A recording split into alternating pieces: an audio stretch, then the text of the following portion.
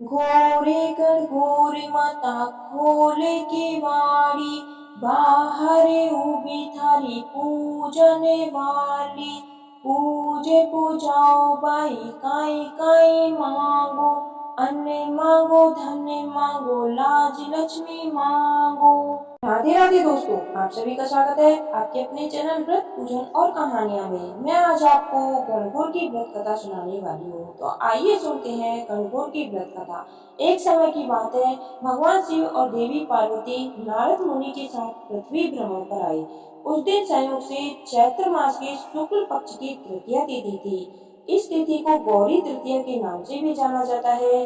जब ग्रामवासियों को पता लगा कि भगवान शिव देवी पार्वती के साथ गांव में पधारे हैं, तो गांव की निर्धन महिलाओं के पास जो जल फूल और फल उपलब्ध था, लेकर भगवान शिव और देवी पार्वती की सेवा में पहुंची।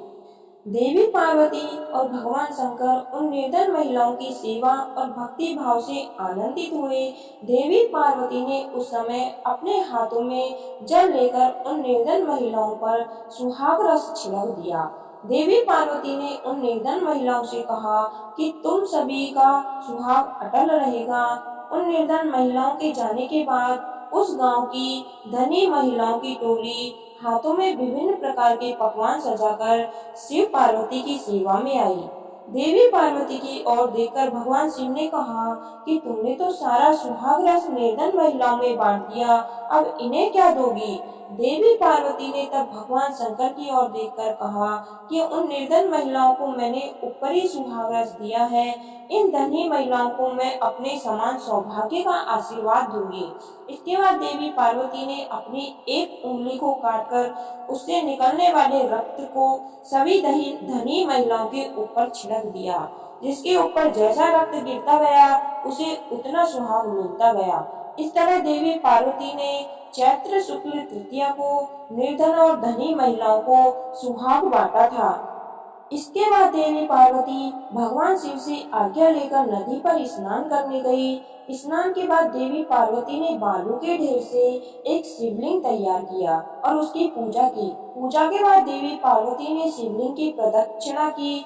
उसी समय शिवलिंग से शिव जी प्रकट हुए और देवी पार्वती से कहा कि आज के दिन यानी चैत्र शुक्ल तृतीया के दिन जो भी सुहागन महिलाएं शिव और गौरी की पूजा करेंगी, उसे अटल सुहाग प्राप्त होगा।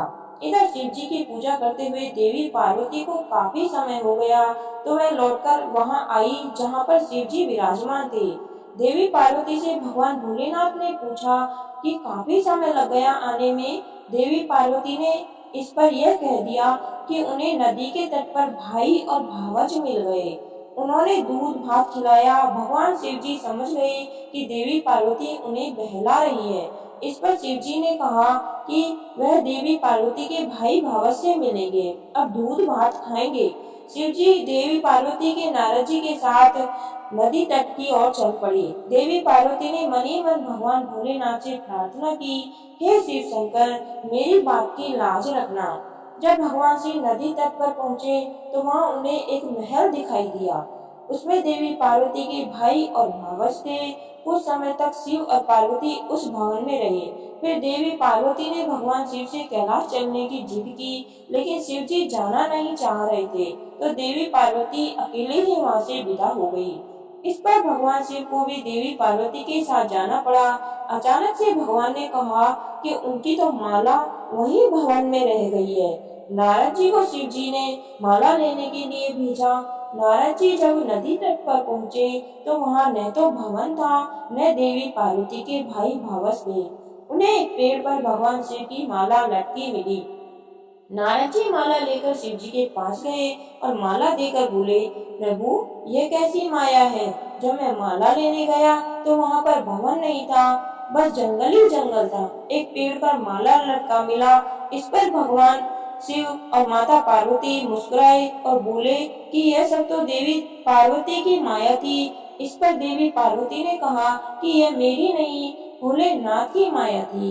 नारद जी ने कहा, आप दोनों की माया आप दोनों ही जाने। आप दोनों की जो भक्ति भाव से पूजा करेगा, उसका प्रेम भी आप जैसा बना रहेगा। जय मां पार्वती, जय भोलेनाथ। जय ईश्वर गणगौर। कहानी सुनने वाले और सुनाने वाले सभी का भला हो, आपकी सभी मनोकामनाएं पूर्ण हो। अगर आपको मेरी ये व्रत कथा अच्छी लगी हो तो आप अपने चैनल को सब्सक्राइब करें। धन्यवाद। आपका दिन शुभ हो।